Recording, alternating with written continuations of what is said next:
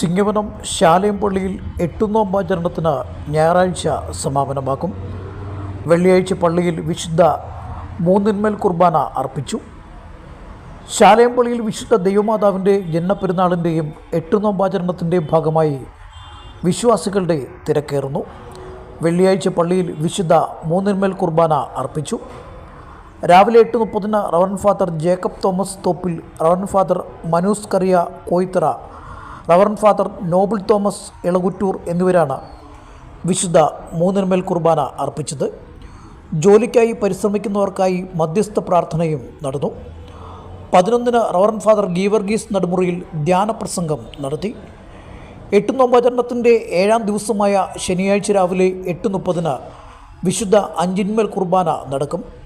റാന്നി ബാഹ്യകേരള മേഖല മെത്രാപ്പൊലീത്ത അഫ്യൂന്ത്യ കുര്യാക്കോസ് മാർ ഇവാനിയോസിൻ്റെ നേതൃത്വത്തിലാണ് വിശുദ്ധ അഞ്ചിന്മേൽ കുർബാന അർപ്പിക്കുന്നത്.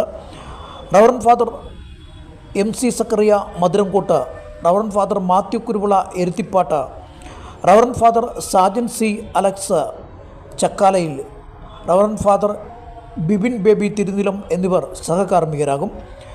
സമാപന ദിനമായ ഞായറാഴ്ച വിശുദ്ധ മൂന്നിന്മേൽ കുർബാനയ്ക്ക് കാനായ സമുദായ മെത്രാപ്പൊലീത്ത അഫ്യൂന്ത്യ കുര്യാക്കോസ് മാർ സേവേറിയോസ് മെത്രാപ്പൊലീത്ത മുഖ്യ കാർമ്മികത്വം വഹിക്കും. Reverend father Peter Kuthukallunkal, reverend father Thomas Jacob Anjilimoottil എന്നിവർ സഹകാർമ്മികരാകും. പെരുന്നാൾ സന്ദേശം, നേർച്ച വിളമ്പ്, റാസ, ആശീർവാദം എന്നിവയ്ക്ക് ശേഷം കൊടിയിറക്കും.